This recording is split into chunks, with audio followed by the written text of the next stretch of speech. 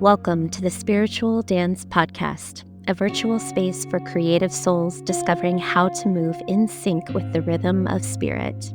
I'm your host, Carla White Crow, also known as the Dancing Oracle. In this podcast, I share openly about my journey of weaving together my two primary passions, spirituality and dance.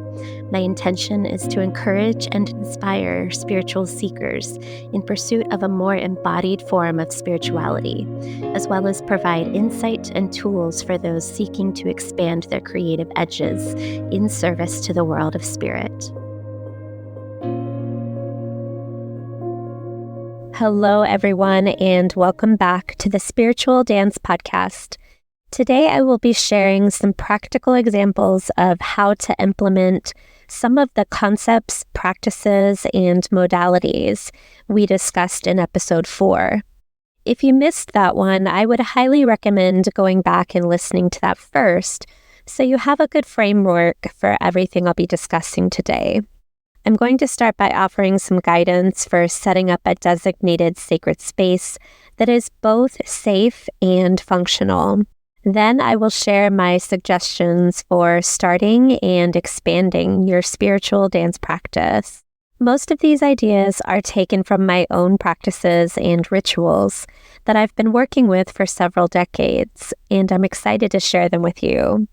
So let's just jump right into what I think should be the first step for anyone who is starting out or jumping back into spiritual dance, which is cultivating sacred space. There's something really special about having an area that is dedicated to your spiritual practice. If you take the time to think through and set up the area that you'll be utilizing, it's going to help you feel more at ease and also support a deeper, more fluid connection with spirit. Anytime you're going to be dancing and moving around a space, it's super important to ensure that there are no safety hazards. I also think it's helpful to choose an area that is free from distractions and has space to store some essential supplies. Here is a list of some helpful tips to consider when selecting and setting up your space. First, you want to choose a location where you're least likely to be interrupted. There's nothing more frustrating than being deep in conversation with spirit and having someone knock on the door or come down the stairs. Obviously, you can't eliminate every potential distraction, but if you have options, it's something to think through.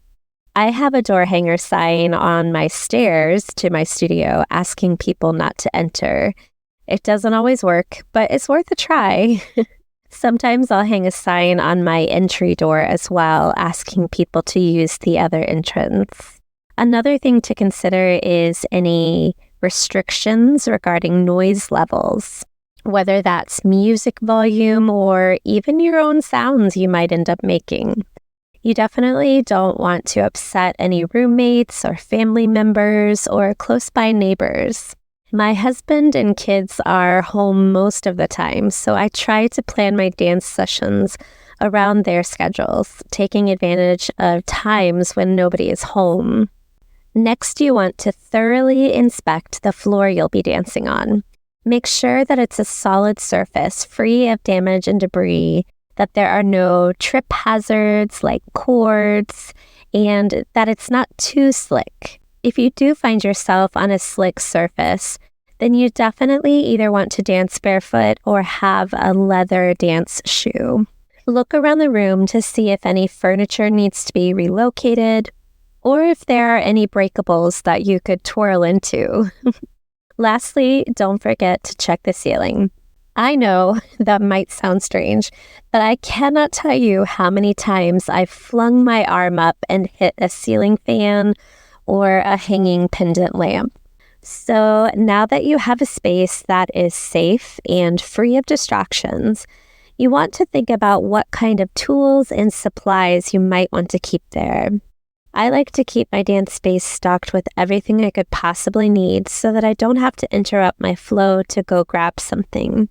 This is really helpful for those moments where you feel a spontaneous urge to go and dance with spirit.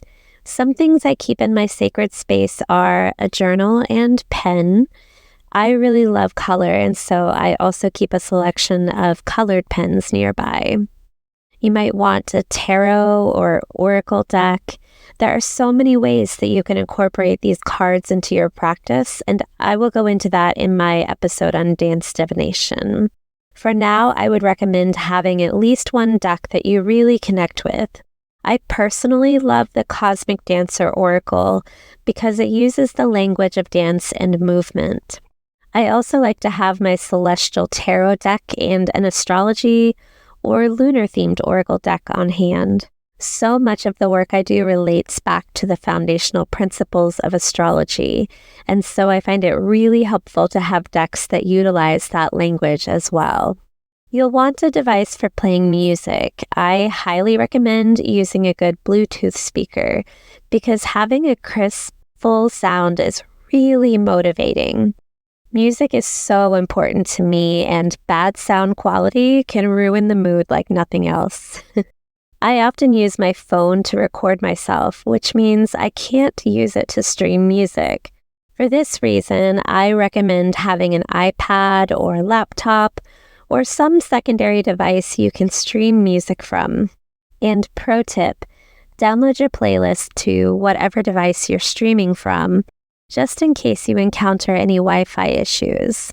This will allow you to put that device in airplane mode so you can minimize any digital distractions. Speaking of recording, I also like to have a tripod or ring light on hand for video recording with my phone. I do a lot of videos for clients, YouTube, and other social media platforms, which makes my tripod an essential piece of equipment. This isn't as important if the recording is only for your benefit. However, I have mentioned before that recording yourself can provide useful feedback, especially if you're doing a channeled movement practice. It allows you to re-watch your movement for even more insight.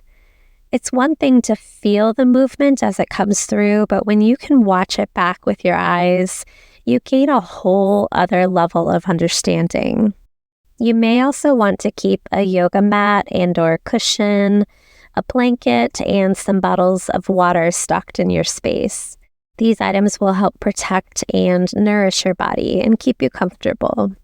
I like to keep socks handy because they are helpful for reducing friction if I'm turning or doing any floor work. I would also recommend a scarf to add another layer to your movement. It doesn't have to be fancy. My first dance scarf was something I just pulled out of my closet.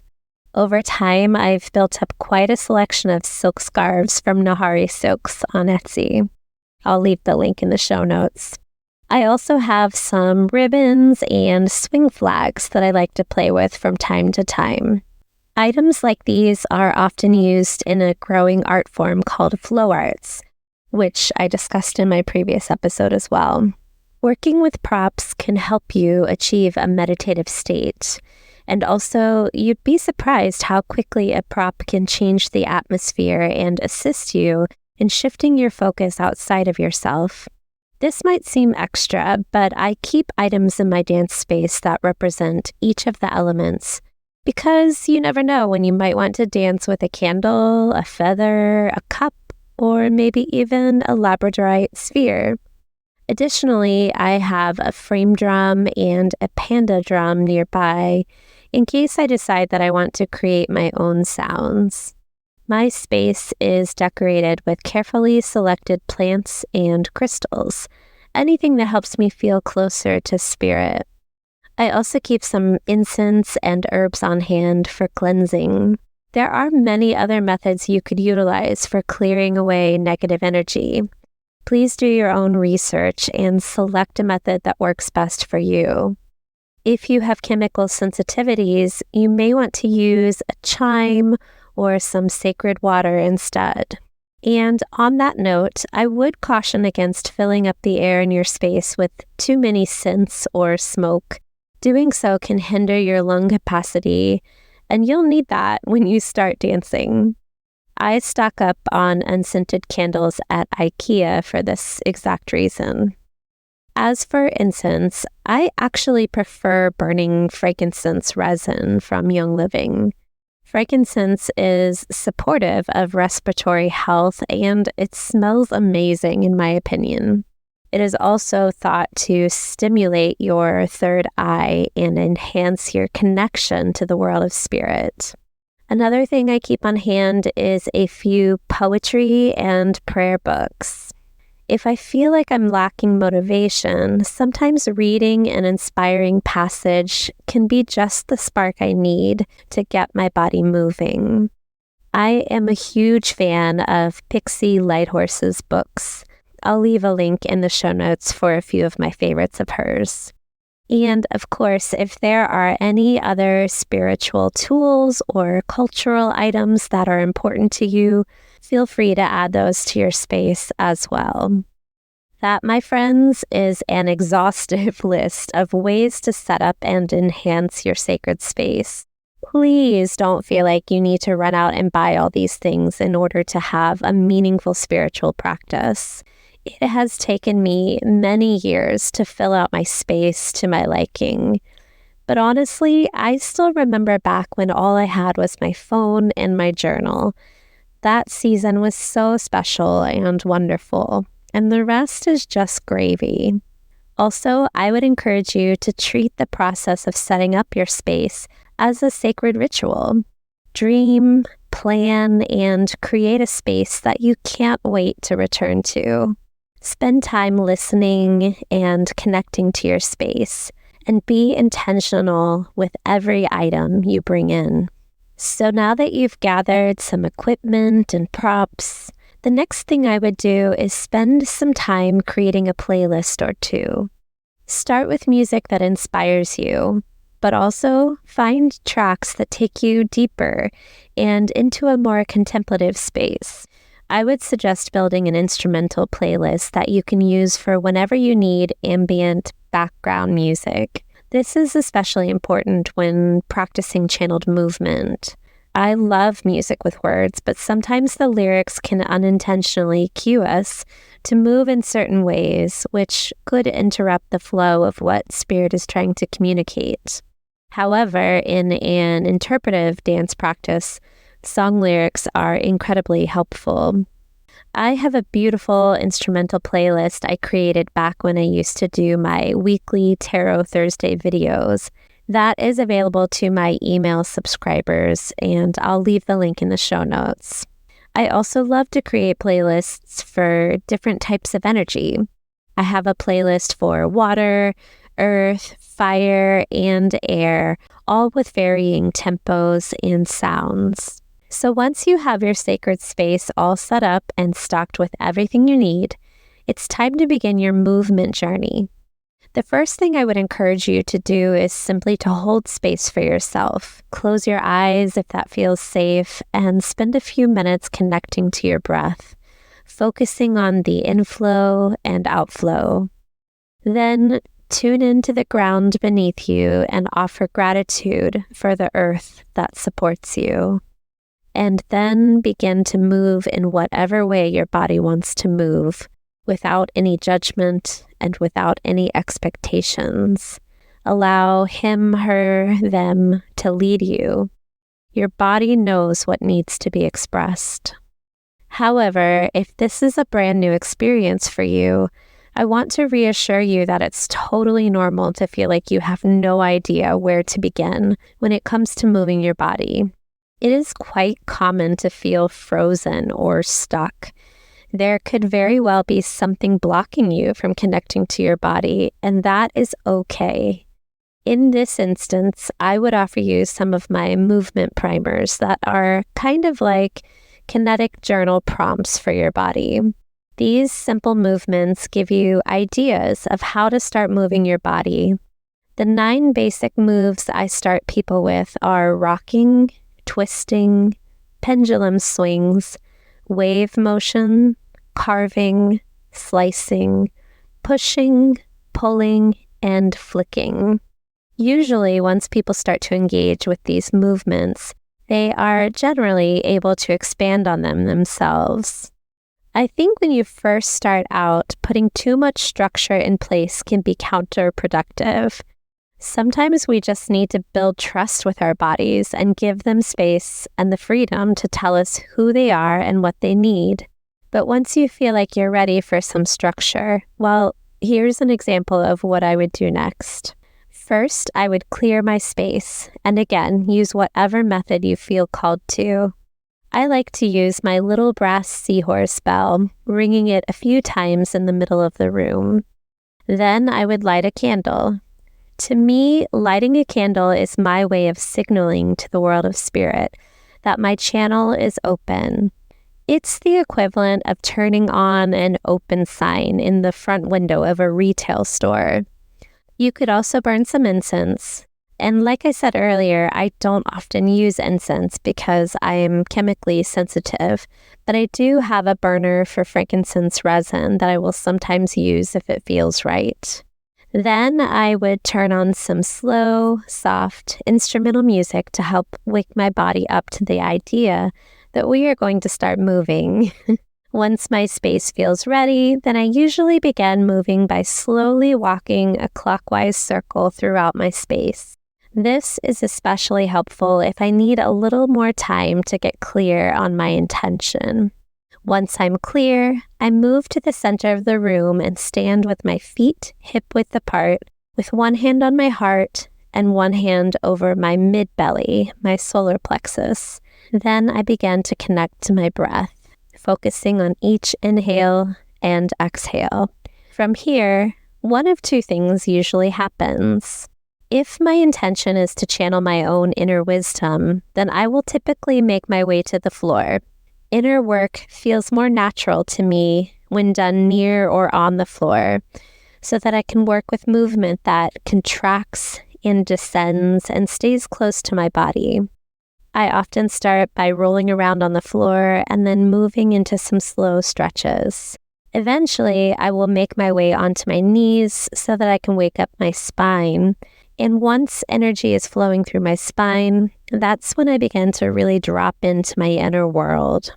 However, if my intention is to channel source or other energetic beings outside of myself, then I will most likely remain standing so that I can work with movement that ascends and expands beyond my own energy body. If you need some help getting moving on your feet, remember that you can connect back with those 9 basic moves I mentioned earlier. Just pick 1 or 2 moves that appeal to you and repeat them over and over, allowing your body to gradually expand upon them, leading you into new shapes and phrases. If I'm honest, I do both of those things, and sometimes simultaneously, because I've been doing this for more than half of my life, and it just naturally works that way for me. Whichever path I choose, I then make a conscious choice to open my channel, asking for wisdom and insight to come through in the form of movement. And I cannot stress enough how important the asking part is. Yes, you could absolutely just start moving and see what happens. But I personally don't think that that is helpful for someone who is new to this practice. It is so important to invest a significant amount of time into developing and fine-tuning your spiritual discernment. You can fast-track that process by documenting your questions and responses so that you can begin to recognize patterns and clues that are unique to your personal connection with spirit. Here are some sample inquiries you can use when you're just starting out. To deepen your connection to your physical body, ask, what is it you are longing to express right now? To deepen your connection to your higher self, ask, where am I holding myself back? To deepen your connection to Source or any other divine being, ask, what do you want me to know in this moment? Once my movement session feels complete, I usually move into a time of written contemplation. Sometimes I will pull a few cards, but mostly I like to just free write, taking note of anything and everything that came into my awareness while moving. Please don't skip this step. There is so much you can uncover just through a regular recording of the information that came through your body. Again, be intentional about asking spirit for more insight, when you sit down to write. So the process I just shared with you is an incredible starting point, one you could work with for months or even years. However, once you feel comfortable with that process, I would recommend moving into a deeper and more thorough movement practice.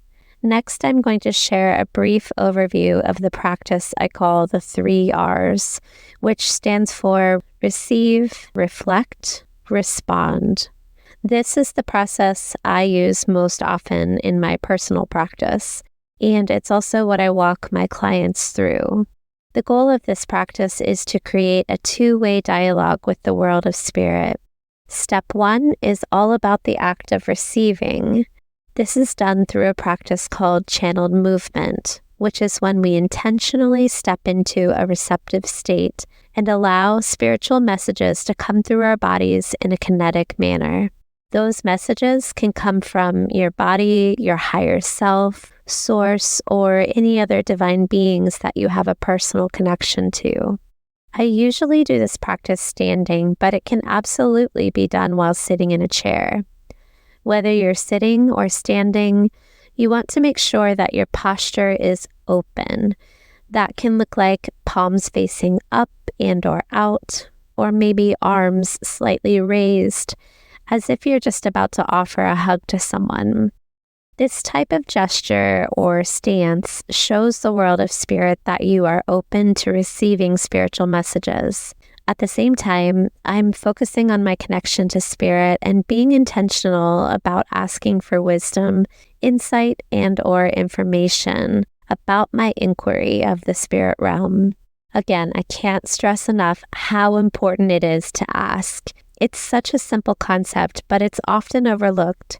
If you have an intention that you can hold in your mind and in your body while you're moving, then the messages that come through are going to be clearer. If nothing happens, remember you can always go back to the movements I discussed earlier and use those as a jumping off point. When I work with clients, I often create a customized movement meditation to help them get in a good flow. So often people just need something that gets them out of their head and into their body. Once you're in a good rhythm, the body usually takes over. I like to spend a good amount of time here. I usually pick a slow ambient music track that's around 5 to 7 minutes long. Once the movement starts flowing, you'll want to tune in mentally to what's happening. Take note of any thoughts, feelings, images, ideas, etc. that come into your awareness. You'll also want to watch the moves that are happening. This is where recording yourself can be super helpful. If that's not an option, just watch yourself through your mind's eye and notice if there are any repetitive shapes or phrases happening. At some point, you'll want to move into step 2, which is the act of reflection. If you start to feel the energy wane or notice your movement slowing down, then you're probably ready to transition. Trust your intuition to guide you on the timing here. The reflection piece is when you get to digest everything you received. It's kind of like liminal space where you can process and integrate everything that came through. I often teach this section as repeat, encouraging people to repeat any movements that stood out to them during their receiving time. If there was a specific phrase or sequence that had an impact on you, whether you understood it or not, repeating it gives you extra time to mine for the gold. You can look at the movement from all angles and ask your body more questions, like, how does this movement make me feel?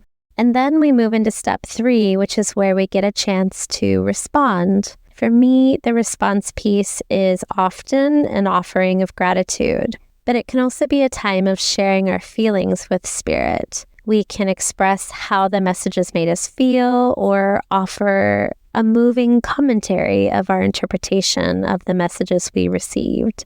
So to recap, we entered into a receptive state, allowing spirit to move through us while holding an intention in our minds. Then we reflected on the movements that came through, repeating any important shapes or phrases and thinking about how that made us feel. Energy came in and we allowed it to move in and around us. Then we sent our energy back out in response. From here, you can return to step 1 and repeat this process as many times as you'd like until you feel complete. This creates a beautiful cyclical practice that you can utilize over and over again, each time learning and discovering new ways of moving. The practice I just described offers you a simple, solid framework that can help you to grow your spiritual dance practice. There are so many layers that you can add to this practice as well, which is something I will go into great detail about in my upcoming book on the topic of dance divination. It's also a great tool for those who want to strengthen their intuition and develop their psychic senses. So I hope I've inspired you to leap onto the dance floor and start moving with spirit. If you use any of the above processes for initiating or incorporating dance into your spiritual practice, I would love to hear how that went. If you are someone who needs support in this process, I do offer one-on-one embodied coaching. I have a service called Cosmic Choreography, where we bring in the wisdom from your natal chart, which is your soul's blueprint. I create movement mantras and meditations designed specifically to help you get in alignment with your soul's highest mission so that you can embody the fullness of who you came here to be. I also offer channeled movement messages and tarot or astrology readings. So feel free to reach out to me if that is something that you feel pulled towards. And that is everything I have for you today. I will chat with you all next month. Thank you for taking the time to listen to my podcast. If you enjoyed this episode, I would greatly appreciate a positive rating and review. This helps others find me so that I can support and inspire as many humans as possible. If you would like to learn more about my work, please visit www.thedancingoracle.com. There you can book an intuitive reading or embodied coaching session and find out about my upcoming events. You can also sign up for my mailing list to be notified of my upcoming course and book launches on the topic of dance divination. Until next time, be well, friends, and I will see you in the next episode.